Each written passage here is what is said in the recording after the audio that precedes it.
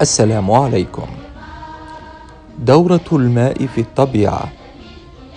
تتعرض المياه السطحية في البحار والبحيرات والأنهار لحرارة الشمس، فتتبخر مكونة غيوما وسحبا، فتسيرها الرياح، ولدى مرورها بالمناطق الباردة تسقط على شكل أمطار أو برد أو على شكل ثلوج في قمم الجبال العالية.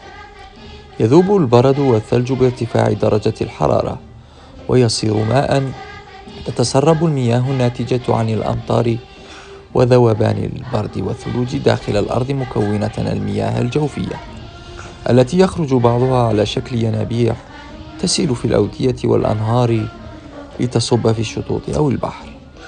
إن هذه الدورة الطبيعية للماء تعدل مناخ السواحل ويستفيد منها الإنسان والحيوان والنبات.